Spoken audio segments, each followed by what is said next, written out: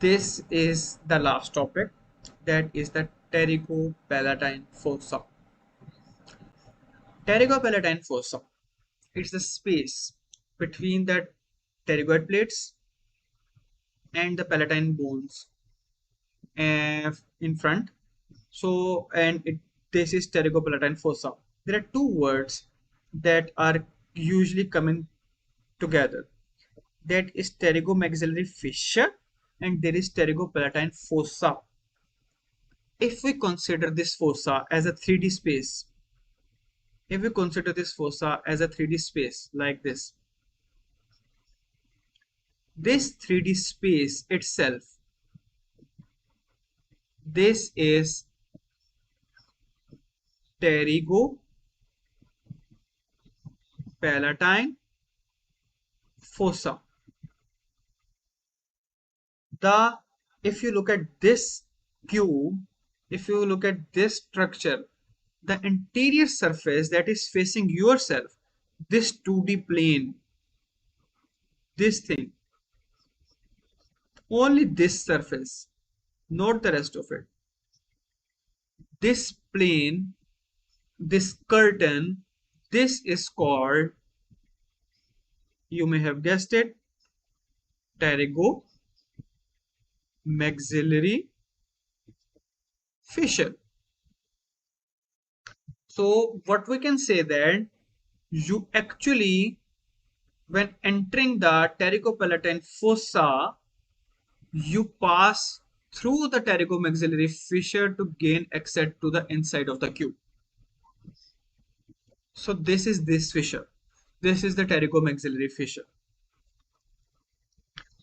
So it is known as pterygomaxillary fissure because this is defined by the and posteriorly by the common root of the pterygoid plates and the posterior margin of the maxilla. And in between them there is pterygomaxillary fissure. You pass through this fissure and you enter the cavity inside. That cavity is called pterygopalatine fossa. So which structures are related to it? On the upper aspect, there is superiorly, there is body of sphenoid. If you move down, you will see the part where the pyramidal process of palatine bone touches the maxilla. So it closes down. So there is a pyramidal process of palatine bone inferiorly. Medially, on the medial aspect, you will see the one in red, the perpendicular plate of palatine bone, and the little bone, yellow part, that is part of sphenoid bone, but majorly the part in red, that is the pterygoid plate. Perpendicular plate, sorry, not pterygoid plate, the perpendicular plate of the palatine bone. It has two processes.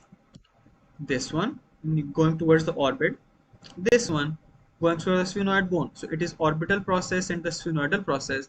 And these structures, the orbital process, the sphenoidal process, and the sphenoid bone, it is making this opening, sphenoparietal foramen, that is making the communication of this fossa to the nose, to the nasal cavity. On the lateral aspect, we are left with this space, this fissure, the pterygomaxillary fissure. And then we have just to say about the anterior wall and the posterior wall. I will change the slides here. The anterior wall is made up of maxilla, the posterior surface, and above it you can see this opening, this gap. This is the infraorbital fissure. What this, the fissure that we talked about in the infratemporal fossa? Yes, that's the same fissure. This fissure, on its medial aspect, it's opening to the pterygopalatine fossa. On its lateral aspect, it is going to the infratemporal fossa. Posteriorly, it is made up of majorly it is made up of the pterygoid process containing pterygoid canal, and above the greater wing of sphenoid, that is containing foramen rotundum.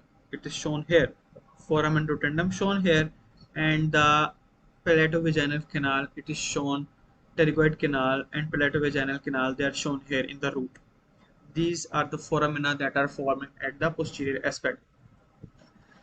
Okay, if you're not confused enough, I will do a little from the 3D model. So this is the fossa. Let me remove the zygomatic bone. This is the zygomatic bone. Let's remove it. So here we can get a better access to pterygopalatine fossa. This is the space. Superiorly, it is forming the here. There is a palatine bone, and here superiorly it is ending by the sphenoid bone. It is not very clearly shown here. Okay, so this is the body of the sphenoid bone. This thing, the green area that contains the opening of foramen rotundum. Posteriorly, there is this pterygoid plate. Medially, there is this palatine, vertical plate of the palatine bone containing this opening, that is a sphenopalatine opening. Anteriorly, there is maxilla. You can see the palatine bone and the maxilla are overlapping a little here. I can fade palatine, oh, sorry. I can fade palatine bone here, and if you can see maxilla, they are overlapping a little bit. In between them, there is a canal running that is containing the greater palatine vessels. And if you can see up here on the upper aspect of the anterior wall, there you can see the infraorbital fissure. And below the opening, this area is closed by the point where pyramidal process of the palatine bone fuses with the posterior aspect of maxilla. So, having talked about all of the boundaries of the pterygopalatine fossa, the contents include the third part of the maxillary artery with its 5 branches. I will discuss it. The corresponding veins, maxillary nerve, it is having a very short course in the pterygopalatine fossa. It is coming from middle cranial fossa through foramen rotundum, entering the pterygopalatine fossa in its upper aspect, and immediately exiting from the infraorbital fissure into the orbit. As soon as it crosses the infraorbital fissure, it gets out of the pterygopalatine fossa, and there, just like the infraorbital artery, it continues into the infraorbital canal as infraorbital nerve. So this is the only small part that we are going to discuss. The major branches that are we will discuss at the branches of the the branches of the maxillary nerve are not directly arising from the maxillary nerve. The maxillary nerve, it's attached to this ganglion here. This is known as pterygopalatine ganglion. So all of the sensory branches, these are basically emerging from this ganglion, the pterygopalatine ganglion, going to the orbit, going to the teeth, going to the nose, going to the palate, going to the pharynx. So all of these branches are basically coming from pterygopalatine ganglion. We will read them as their part. Let's first discuss the maxillary artery. The third part of the maxillary artery. It is a very small area right here. It is giving 2 branches to the back. One is in the pterygoid canal. Let me highlight the arteries with red here. There is the artery of the pterygoid canal. There is the artery of the pharyngeal canal, and there is the artery of the sphenopalatine foramen. So this is the artery that is going to the pterygoid canal. We will discuss in the cranial nerves. Pterygoid canal was the one that was bringing in the sympathetic and parasympathetic fibers to the pterygopalatine ganglion. Not going into the detail, it was coming from foramen lacerum to all the way here. So this was that nerve to the pterygoid canal. Then there is pharyngeal artery. This one was the nerve to the pterygoid canal. Then this one will be the nerve to the pterygoid canal artery, and then artery to the pharynx. It will go back and open into the nasopharynx. That will be the artery of the pharynx, the artery of the nasopharynx, and then the artery going to the nose, the sphenopalatine foramen. I'm not going into the detail in the exact branches that are supplying the nose. There will be some branches that are going into the medial wall. Some branches will curve around the roof to go to the lateral wall. We will discuss this in the nasal part, the respiratory system. And there will be the arteries that are going down between the palate and maxilla, down to the palate. The artery that is going anteriorly, that will be the greater palatine artery, and there will be the lesser palatine artery supplying the soft palate, and there will be greater palatine artery supplying the hard palate. And then we are left with infraorbital branch. It's not technically a branch, it is simply a continuation of the infraorbital artery. Sorry, it's a continuation of the maxillary artery. And the last artery that we had to discuss, let me highlight what we have discussed so far. And we are left with this artery. We discuss this, and then we are left with this artery, posterior superior alveolar artery. This artery is a little different from the rest of the arteries because it does not exit from any foramen into the pterygopalatine fossa. It exits through the pterygomaxillary fissure on the lateral aspects and enters the infratemporal fossa. So this is the artery, the posterior superior alveolar artery, that you will read as the content of the infratemporal fossa. It will exit the pterygomaxillary fissure.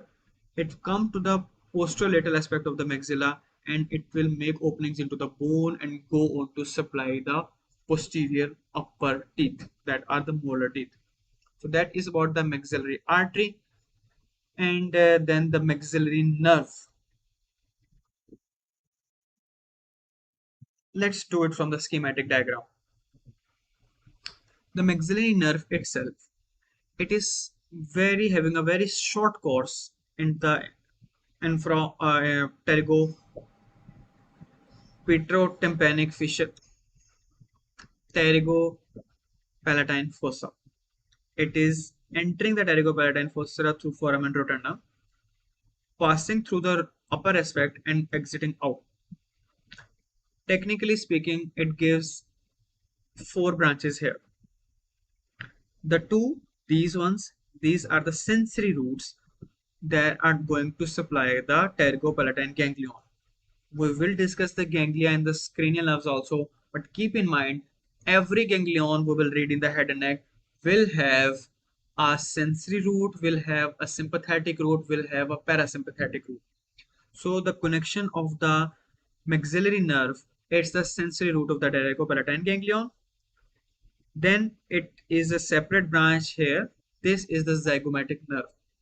This zygomatic nerve enters the orbit separately from the maxillary nerve as zygomatic nerve through inferior orbital fissure, and it gives rise to zygomaticotemporal branch and zygomaticofacial branch that we saw in the supply of the face.